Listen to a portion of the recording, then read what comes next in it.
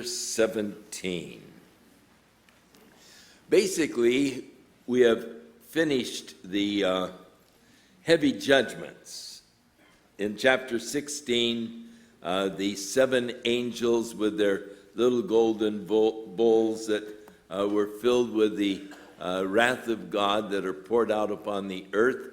And so now we're going to be focusing in on some of the things that will be transpiring during this last 7 years. And so it's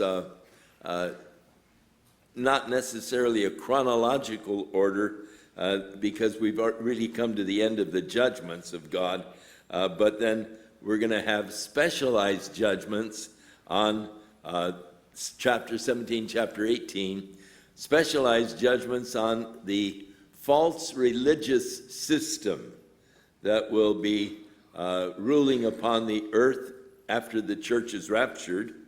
And then in chapter 18, God's judgment upon the commercial system of the world. And so we are just concentrating now on these two evils that have existed, the commercial and the religious systems that have more or less enslaved men.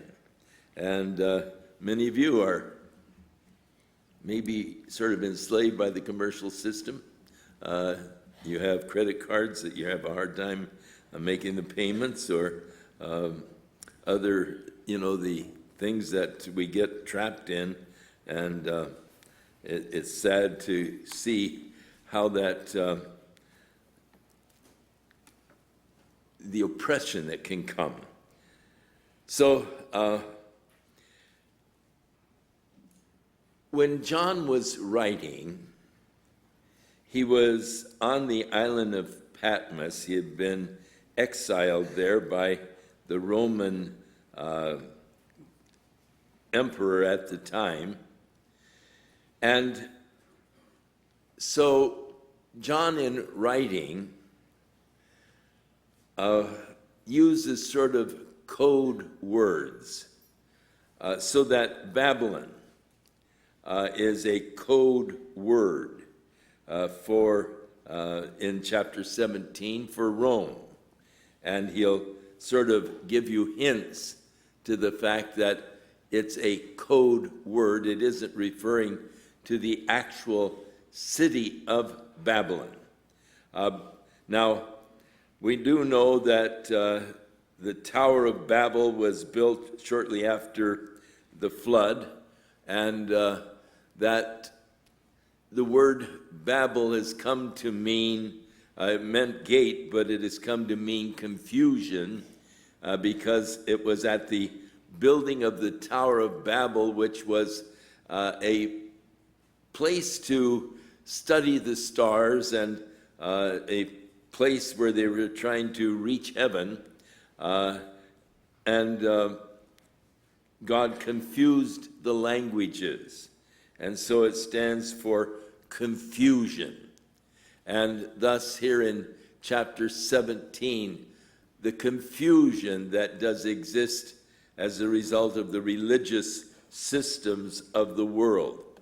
And so he opens the chapter by referring to one of the seven angels out of chapter 16 that had the golden bowls with the wrath of God. And he talked with me, John said, saying unto me, Come hither, and I will show you the great whore that sitteth upon many waters.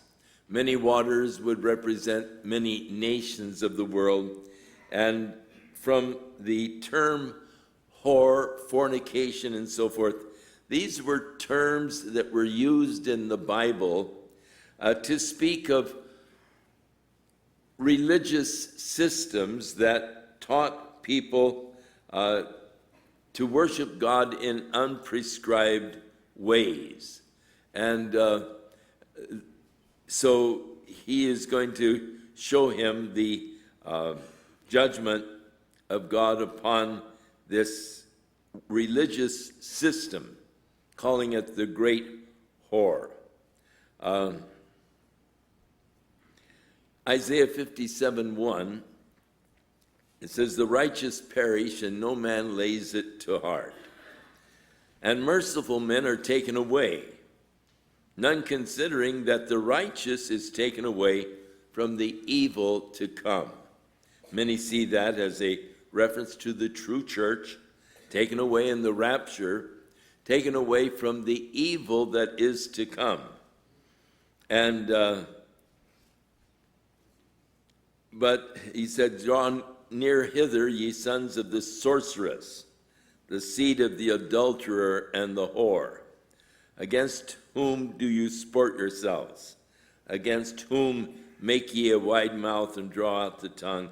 Are ye not children of transgression and the seed of falsehood, inflaming yourself with idols under every green tree, slaying the children in the valleys under the clefts of the rocks?" And of course, Isaiah is referring to the fact that Israel had turned away from God. They were worshiping the gods of the pagans. They were worshiping the god Molech, the god of pleasure. And they would, in those days, because they didn't have abortion procedures, the god of pleasure, Molech, was worshipped in sexual rites, and as the result, there were many unwanted pregnancies, or following many unwanted births. And in those days, they would build bonfires, and they would go through a religious kind of a ritual, and they would throw the unwanted babies into the bonfires. And so Isaiah is making a reference to that, and inflaming yourselves with idols under every grain tree, slaying the children in the valleys, and in these bonfires. And of course, they had right there in Jerusalem, in the valley of Hinnom, the bonfires in which the children were cast as a sacrifice to the god of pleasure. Ezekiel wrote, "You have played the whore also with the Assyrians, because you were insatiable. Yea, you have played the harlot with them, and yet you could not be satisfied." Again, a reference to the adopting of the Assyrian gods and worshiping the Assyrian gods. Worship of false gods. It seems like it's always been, almost from the beginning, the worship of Molech, the god of pleasure, the worship of Mammon, the god of power, the worship of Baal, the god of the intellect, and that men have been worshiping God and offering sacrifices unto these false gods, actually, from the beginning of time. Now, God is going to bring the false religious systems into judgment here in chapter 17 of the book of Revelation.